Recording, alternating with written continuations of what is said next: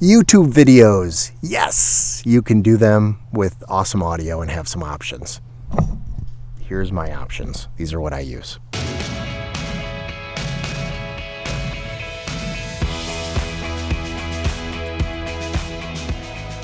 So the first option is actually to not even have a second third-party source of audio. It's just to use whatever's in the camera, which, you know, the Canon R7, the Canon R6, Canon R5, they're fine. But if you want to have more of a professional sound, it really isn't the way to go. Plus, you're really restricted to this area. When do I use this? Recording my family. I'm on the go. You could put a little Video Mic Pro on here and that would sound a lot better. But if you're in a pinch, this is the way to go. Have you ever tried vlogging on a crop sensor at 24mm? Again, it's like having a 35mm. So not the best. But this would be the time to use it. And then could you fix it up in post? Yeah, it's not bad. You're not going to hear me from far away. So right now, here's the audio. Shouldn't be clipping too much. Can't really have a conversation way over here. You're not hearing me that well. It's not that good. And so this is the kind of audio that you would want very close up into the action. And that would be the only way that you'd want to do this. I would not want to use this as my main source. And if you're using this for social media, content creation, like YouTube, then obviously the next option would be the better option. And by the way, they're progressing. They get really good. Trust me. So the next option for audio for content creation on YouTube would be the lav mic right there. So I use the DJI. It is amazing. I used to use the Rodelink Video Filmmaker Kit for many years. This one is nice because it comes with two transmitters, one receiver, so you can have an interview type style with one other person. It works out really well. You can do a lav mic. Right now I'm just doing it without the lav mic on it. The transmitter works as a lav mic. So the good news with this, you can go pretty far, further than you would ever need to for a video. All right, so I'm walking away from the camera, I'm not facing the camera, and I'm still talking. Backing up, not sure if I'm gonna be in the shot. I'll go off trail a little bit here. So the audio is pretty good here. You can clean it up nicely in post-production. And you can have this interview type style. I wonder if it's actually getting the tree. We'll find out what the R7 tracking is like when there's a tree in the way. Is it picking up people, my face? I don't know. Again, this is at 24mm on the 24-70 RF 2.8 on a crop sensor, so around 35mm. And would this work out well? This would be my first option when it comes to content creation. It's about $300. It gets you multiple options when it comes to interview style or doing something on the go, tutorials, and you don't have to think about the audio too much. Magnetic, so you just clip it on to, you know, your shirt and you're fine, and it works out pretty good. This would be that option for the beginner. The reason why I still have this, and I count this as the first option for the content creator, is that you should actually have multiple sources for audio when it comes to content creation. This one is great for interviews. I continuously use this on my clients, on myself for YouTube videos. And the next route would be a little bit more advanced.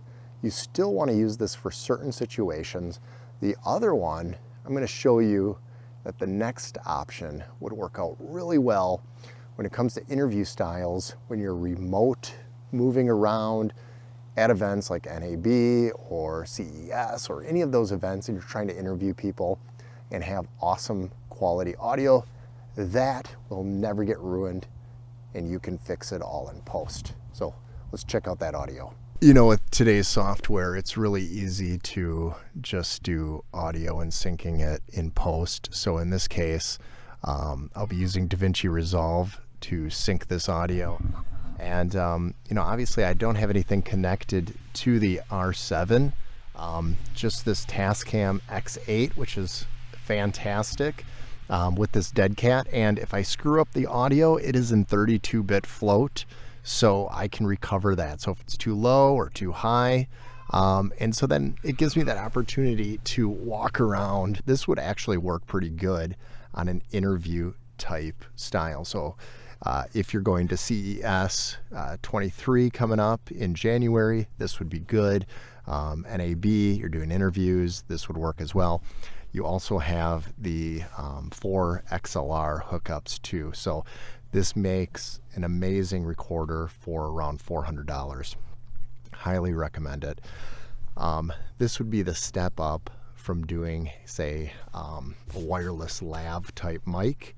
So I'm using just the stereo microphone on here, and that's what that sounds like. But so you could be anywhere. You're just syncing it in post. So when you do it, you probably want to be as close to your camera. So I'd want to be as close to the R7 when I start it, just so it can match the waveform there. And then you can add that in DaVinci Resolve, or if you're using Adobe Premiere Pro. The neat thing with the stereo audio here is you've got that really interesting view, and you might be able to hear my son here. Oh, cool. Say something, Fritz. Say something to the microphone. Hi. Yeah. What do you got there, ice? Ice. Yeah, see, you got the ice. And I'm not even sure if I'm in frame. I'm trying to get back here.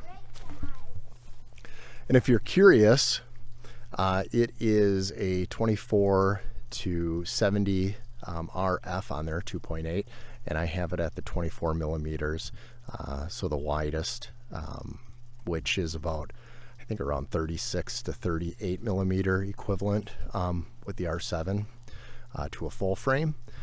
But yeah, this would be the route to go.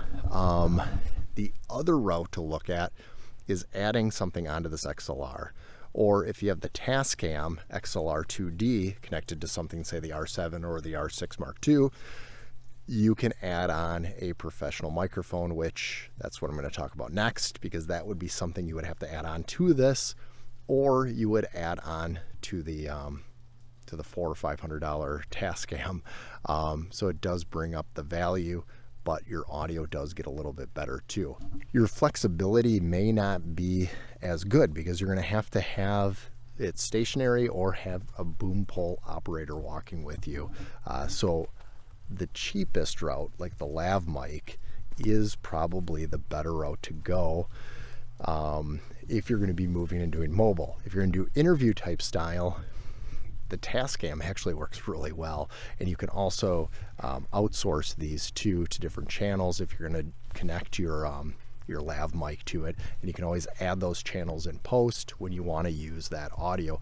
Otherwise, just go right to this, record in 32-bit float, and if somebody talks too loud, go into post, bring it down, and there's no more clipping. It's awesome. So right now I am not using the lav mic with DJI. I am using this big bad boy connected to my Tascam. So it is the Sennheiser 416. It is a $1,000 microphone. And I will tell you, if you want me to do a review on this, I'm sure there's many out there, but my personal experience, I would love to talk to you guys about it. It is amazing. It is, I don't know, it's audio that I've never experienced at a consumer level. Save your pennies. It is worth it. It is a good one. So for the last, oh goodness, 2 months, maybe more, I've been using this in my videos, and maybe you can tell listening to the audio. I've been booming this above me, and I have, as of recently, some of the tutorials and voiceovers been doing this as well. I'm not sure how this is going to sound because I'm hand holding it. I don't usually do this. This is usually boomed. This isn't for movement unless you have a boom operator walking around with this. but it makes a great voiceover microphone. Yeah, I mean, the great thing about the Tascam, so I'm just going to go back to the Tascam real quick.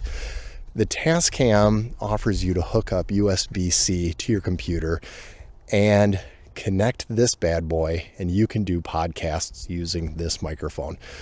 Now you can use another one. Rode has the NTG1, NTG2, NTG3. They just keep going. Honestly, if you're just getting into the shotgun microphone, the NTG1 is good enough, and for $200, it's a good deal. But if you want to save up for the very best, in my opinion, it's all opinion, get the Sennheiser 416. I will leave a link below. It is definitely worth it. You put a dead cat on it out here, and it's going to be great. So this would be the step up. Now, obviously, you need to have XLR, so you're going to have the Tascam X8 or have the Tascam XLR 2D adapter onto, say, the R7 or R6 Mark II or the R3. And the R5C, I believe, has that digital connection for the Tascam XLR 2D. So you could do that, or you can just do what we just talked about, and that is the Tascam X8 external adapter here. If my levels are not right, I can fix this in post because it is 32-bit. So that combined with this is fantastic. And again, it's a shotgun microphone, so you're just getting the area that it is aimed at. And so this would work in an interview type style where you're kind of aimed towards the two people. Now, if they're separated, the DJI might be the better route to go. That might be the best route. So the order that I tell people they should go, obviously get the camera. The first audio should be the DJI. After the DJI, well, I would go with an external recorder like the X8 with Tascam. That's fantastic. And then start adding on something like the Sennheiser, or go a little bit cheaper and do the Rode. But these microphones are fantastic. I highly, highly recommend them. Yes. So one last test, and in this test, I'm going to do a kind of an ambient sound recording with the Portacapture X8. We're going to start out using the Sennheiser 416 for that kind of sound of ambient noise out here in the wilderness. And then I'm going to show you what the stereoscopic sound is like that's built into the Portacapture X8. So we're going to walk around and do that.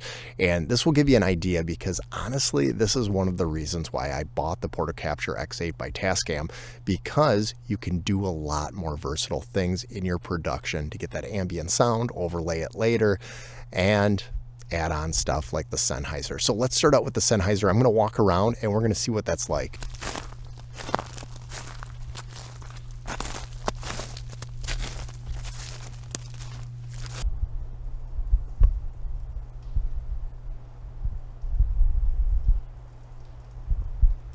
So now we're going to walk around and do the stereo speakers with the Portacapture X8 and see what that ambient sound is like, okay? So let's get to it. There's a car coming by. You probably hear that more clear than you did with the Sennheiser 416 shotgun mic. So we'll walk around and see what that is like.